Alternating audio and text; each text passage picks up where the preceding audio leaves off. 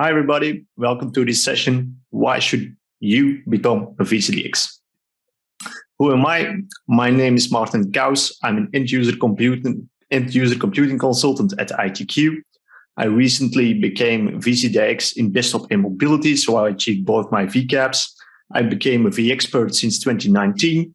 You can follow me on Twitter, and I also blog about my own VCDX journey and about other tech-related articles on my tech blog, maartencaus.eu. So what are we going to talk about? What is a VCDX or not?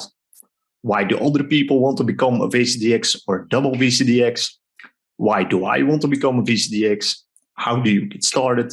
Lessons learned, and why you should become one too. First of all, what it's not. It's not a unicorn that farts rainbows. Why do I put this in? Because a lot of people think that a VCDX is someone that knows everything about all VMware technologies. That's not the case. What it's also not, a VCDX is also not just filling out a design template. It takes a lot more than that. So, what is a VCDX? VCDX stands for VMware Certified Design Expert. It's the highest level of certification you can achieve within VMware, and it validates, you can validate a business case or requirements of a customer into a technical solution.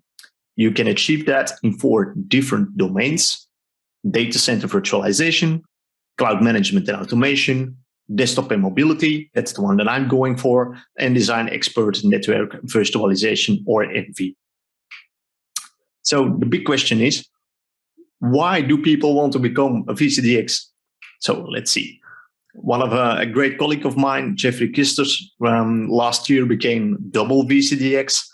He did it in DCV and in MV.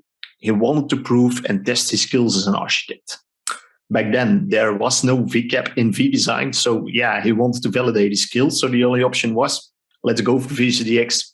It was the first VCDX NV, and also the first double VCDX in the Netherlands.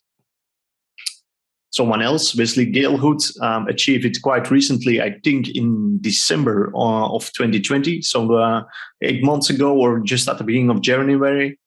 He also wanted to prove his skills as an architect. He liked the challenge. He wanted to grow his professional skills and gain confidence and confirmation of his skills as an architect. Of course, not all VCDXs are ITQers, of course. Chris Noon is someone else I had a great contact with during my journey so far. He just recently became VCDX as well. He liked the challenge and then to drive it and to improve himself. Also to prove his architectural skill set and to grow his career as well, because he recently changed jobs and to a much better paid one, and one he can use his personal skills more. So why do I want to become a VCDX? I like a challenge. Since I joined ITQ, I like sharing knowledge, and I start presenting, blogging, and everything like that. So I started speaking at other conventions, and of course, like this, of course, as well. I became a V-expert in 2019, and in 2019 as well, I achieved both my VCAP designs that are required to be able to allow it to start VCDX. I achieved that as well. But why also? This picture says a lot. I've done a lot of projects where the customer already bought hardware, and then you're already limited in what's possible to build onto that solution. Something else is that often the customer has no idea what they actually want, and they start with a certain idea in mind, and they end up with something completely else. So I really wanted to learn the skills, how I could help the customer figure out what they want, and then translate that into a technical solution. Now, the most important thing is, how do I get started in this journey? You have to keep in mind for yourself, start with a clear why. Not just because I want to earn more money. No, it's really about the journey and what you learn. If it's to grow your personal skills or your professional skills, because you will have to present as well. So it's not only technical, but it's also people skills that will have to grow. So write it down. Why won't you become a VCDX? Something else, read the blueprint. If you go to vcdx.vmware.com, you can find out all the information for the track you want to do and read the blueprint. All the information you need to get started is in there. Third of all, talk to your wife about it. Why? Because VCDX doesn't have a high wife acceptance factor, because it will take a lot of time and you will be less available for the family as well. So talk about it and why you want to become one. Another important part is find a mentor. If you go to vcdx.vmware.com, you can see all people who are already a VCDX and someone who is listed with the title mentor. You can reach out to them and they can help you out.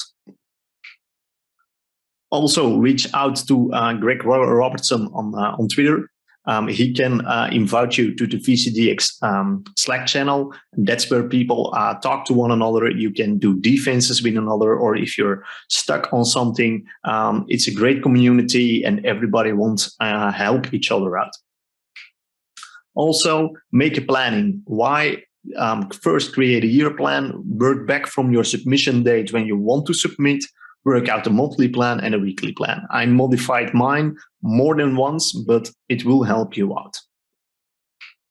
Most important lessons that I learned is ask for help when you're stuck. Do not try to figure it out yourself. It will take you a lot more time. Keep everything simple. It's not the most technical, difficult solution that will allow you to defend VCDX. No, it's that you can translate the requirement into a solution, and that's it. So don't make it yourself technical, particularly hard, or you will just make your defense a lot harder.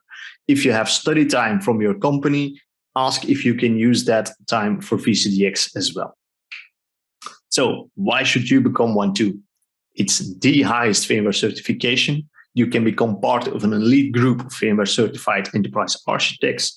It will help grow your career, validate that you can translate business requirements into a solution, and most importantly, because it's just damn freaking awesome.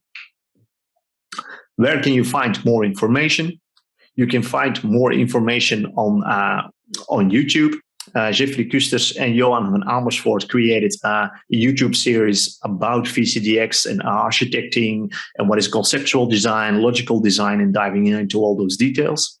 Simon Long, another VCDX, created a great podcast. It's bi-weekly, VCDX podcast. You can find it on any popular platform, Spotify, or you name it. I blog about my journey. Johan has blogged about his journey. Jeffrey has blogged about his journey. Wesley as well. And Johan also wrote a great book, the VDI Design Guide. Part 2 is already also out.